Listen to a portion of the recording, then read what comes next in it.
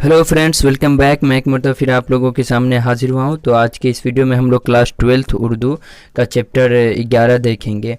जो चैप्टर है गब्बार खातिर से तीन खतूत। चैप्टर का नाम गब्बार खातिर से तीन खतूत है, जिनके मुसन्निफ़ मौलाना अबुल कलाम आज़ाद हैं। तो हम लोग आज इसी चैप्टर से बनने वाले सारे क्वेश्चन को देखेंगे। और मैं बतला दूं कि अगर आप लोग पिछले चैप्टर की वीडियो नहीं देखे हैं तो उसका लिंक डिस्क्रिप्शन में आप जाकर देख लें, और एक मतलब प्लेलिस्ट को ज़रूर चेक करें। उसमें आप लोगों के लिए सारी वीडियो डाली गई है, बहुत सारे ऑब्जेक्टिव की वीडियो डाली गई है और सभी सब्जेक्ट की। तो आप लोग एक मतलब प्लेलिस्ट को ज़रूर देखें। और एक बच्चे का कमेंट था कि सर क्वेश्चन आंसर नहीं करवाइएगा, तो क्वेश्चन आंसर बिल्कुल होगा। पहले हम लोग इसके ऑब्जेक्टिव को देख लेते हैं। सभी ऑब्जेक्टिव जब हम लोगों का क्लियर रहेगा तो एक साथ हम लोग ऑब्जेक्टिव प्लस सब्जेक्टिव मतलब पूरे क्वेश्चन आंसर की तैयारी, पूरी तैयारी, मुकम्मल तैयारी कर लेंगे, ठीक है ना। तो और फिर ऑब्जेक्टिव सब्जेक्टिव भी हो जाएगा। फिर कवायद भी हम लोग देख लेंगे। कवायद को उतनी तरजीह नहीं दे रहे हैं ताकि उसमें ज़्यादा नहीं पूछा जाता है, तो पहले हम लोग बुक को पूरा कर लेते हैं, उसके बाद फिर हम लोग कवायद की तरफ भी बढ़ेंगे। आप लोग टेंशन नहीं ले, एक एक चीज़ हो जाएगा।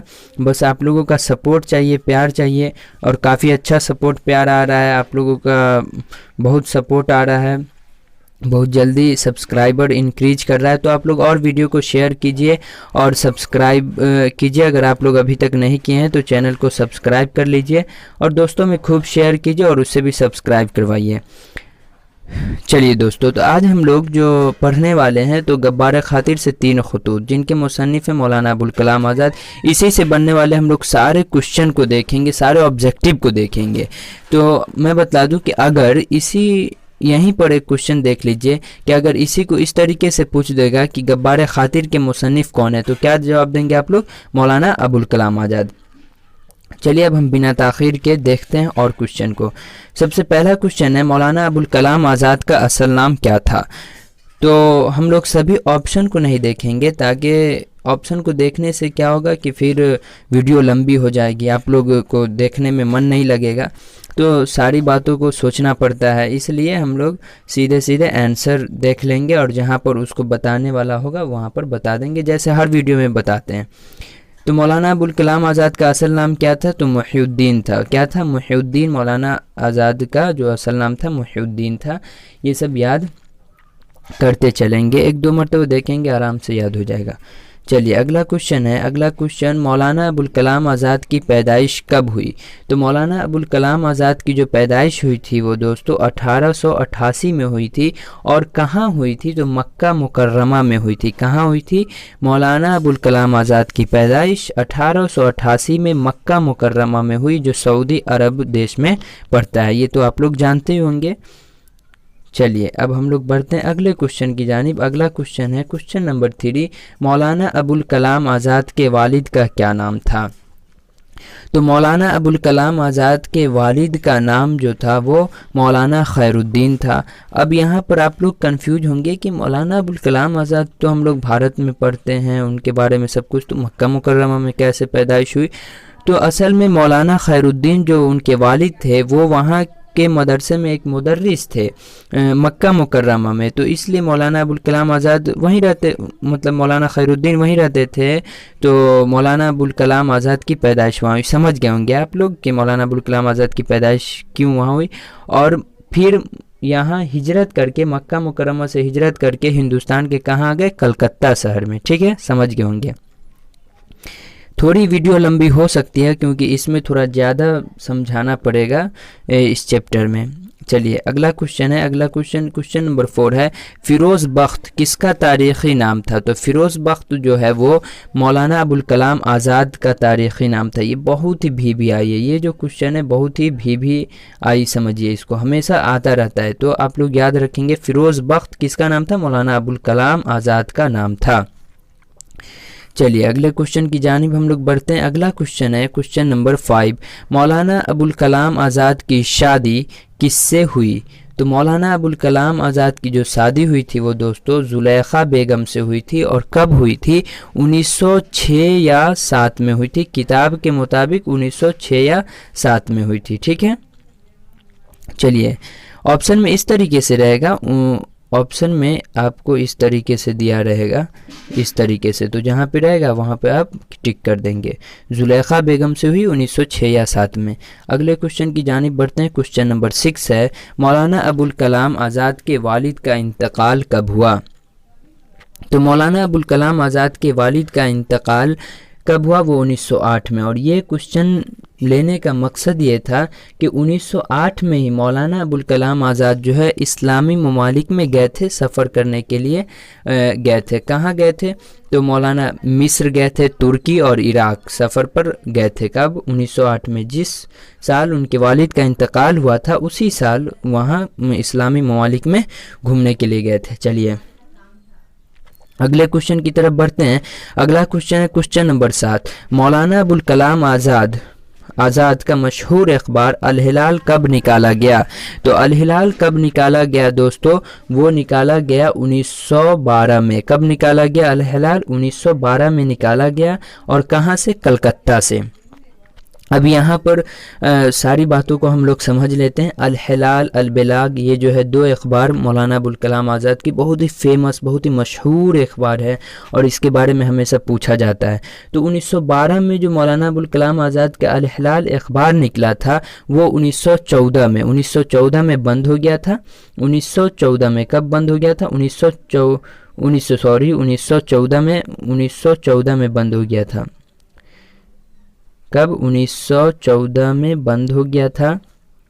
उसके बाद 1912 में निकाला गया था, 1914 में बंद हो गया था। तो उसी के जगह पे 1915 या 16 में अल हिलाल के बदले पर अल बिलाग निकाला गया था। ठीक है, कॉन्सेप्ट क्लियर हो गया होगा आप लोगों का। चलिए अब हम लोग बढ़ते हैं। समझ गए? एक मतलब फिर मैं बता देता हूँ। 1912 में अल हिलाल निकाला गया, 1914 में ये बंद हो गया। इसी के जगह पे 1915 या 16 में अल बिलाग निकाला गया। और मैं बतला दूं कि इस तरीके के कौन अखबार कब निकाला गया, कौन किताब मौलाना अबुल कलाम आज़ाद कब लिखे, सारी बातों का मैं एक अलग सा PDF बना के टेलीग्राम में डाल दूंगा। जो टेलीग्राम ग्रुप है, अगर आप लोग नहीं जुड़े हैं तो उसमें जुड़ जाइए। और मैं बतला दूं कि उसका भी लिंक डिस्क्रिप्शन में है। वहाँ जब 200 मेंबर हो जाएंगे तो अब तो 11 चैप्टर हो गया, तो अब पीछे से टेस्ट चलेगा, फर्स्ट चैप्टर से टेस्ट चलेगा। तो आप लोग वहाँ भी जुड़ जाइए और मैं इसका PDF दे दूंगा वहाँ। जब 200 मेंबर हो जाएंगे वहाँ तो टेस्ट शुरू हो जाएगा। चलिए अब हम लोग बढ़ते हैं अगले क्वेश्चन की जानिब। तो मौलाना आज़ाद कांग्रेस के सदर कब मुंतखब हुए? तो मैं बतला दूं कि मौलाना आज़ाद जो है वो कांग्रेस के सदर कब मुंतखब हुए? 1923 में। ये तो अब क्लियर हो गया। अब मैं कुछ बातें बता देता हूँ। वो जो अल हिलाल अल बिलाग अखबार जो निकाले थे उसी पहले उस समय तो ब्रिटिश रूल था, तो वो उन लोगों को अच्छा नहीं लगा कुछ बातें, तो जेल में डाल दिए गए। तो जेल में, कहाँ के जेल में? तो रांची के जेल में। और कितना दिन? 44 महीना जेल में रहे थे। कितना दिन? 44 महीना। 1916 से 1920 तक तकरीबन 44 महीने रांची में थे। ठीक है, चलिए। और 1920 में जब वो निकले थे, 1920 तक तो रहे थे, और 1920 में जब निकले थे तो महात्मा गांधी उनको बुला लिए थे और कांग्रेस और खिलाफत तहरीक जो चल रहा था उस समय उसी में शरीक कर लिए थे। और 1923 में वो बने थे कांग्रेस के सदर मुंतखब हुआ। और कितना साल था उस समय? 35 बरस के थे, 35 साल के थे मौलाना अबुल कलाम आज़ाद। इतनी कम उम्र में बनने वाले पहले वो सदर थे कांग्रेस के। चलिए समझ गए होंगे आप लोग काफ़ी। यहाँ पर मिस प्रिंट है। अच्छा, इस सब पे आप गौर नहीं करेंगे, बोल तो रहा हूँ ना सही। चलिए अगले क्वेश्चन की तरफ बढ़ रहे हैं। अगला क्वेश्चन नंबर 9 है, गब्बार खातिर के मकतूब अलैहा कौन है? मतलब कि गब्बार खातिर जो ख़त है वो किसको लिखा गया है? तो वो जो लिखा गया है दोस्तों, वो किसको लिखा गया? हबीबुर रहमान शेरवानी को। ऑप्शन नंबर D देख रहे हैं, हबीबुर रहमान शेरवानी, उन्हीं को लिखा गया था। चलिए, ऐसा क्वेश्चन आता है, इस साल था या नहीं, मतलब ऐसा क्वेश्चन आता है। आप लोग ये भी VVI इस तरीके का क्वेश्चन आता रहता है। चलिए अगले क्वेश्चन की जानिब बढ़ते हैं। क्वेश्चन नंबर 10 है, गब्बार खातिर के खतूत किस जेल से लिखे गए? तो गब्बार खातिर की जो खतूत है वो कला अहमद नगर जेल से। ठीक है, चलिए अगले क्वेश्चन की जानिब बढ़ते हैं। क्वेश्चन नंबर 11 है, रिसाला तहज़ीबुल अखलाक किसने जारी किया? तो रिसाला तहज़ीबुल अखलाक जो है वो मौलाना अबुल कलाम आज़ाद ही जारी किए थे। मैं एक मरतबा फिर बतला दूँ कि ये सब जो है जितनी बातें हैं, कौन सी किताब नहीं है, क्या है, सारी चीज़ों का मैं एक अलग PDF बना दूंगा और टेलीग्राम ग्रुप में डाल दूंगा, तो आप लोग वहाँ ज्वाइन हो जाइए, उसका जो है लिंक डिस्क्रिप्शन में है। चलिए अगले क्वेश्चन की जानिब बढ़ते हैं। क्वेश्चन नंबर 12 है, मौलाना अबुल कलाम आज़ाद के कितने खतूत आपके निसाब में शामिल है?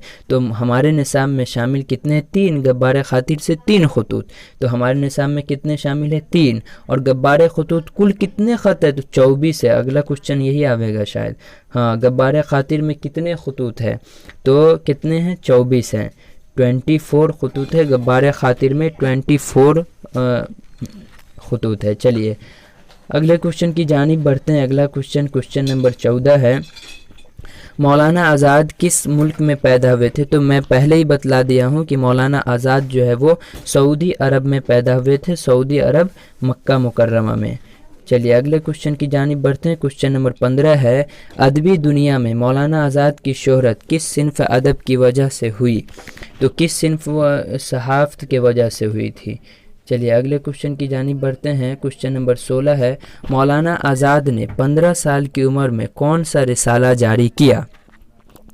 तो मैं बतला दूं, मौलाना अबुल कलाम आज़ाद जो थे 15 साल की उम्र में कौन सा लिसानुस सिद्क़ नाम से एक रिसाला जारी किया। और यहाँ पर मैं आप लोगों को कुछ बता देना चाहता हूँ।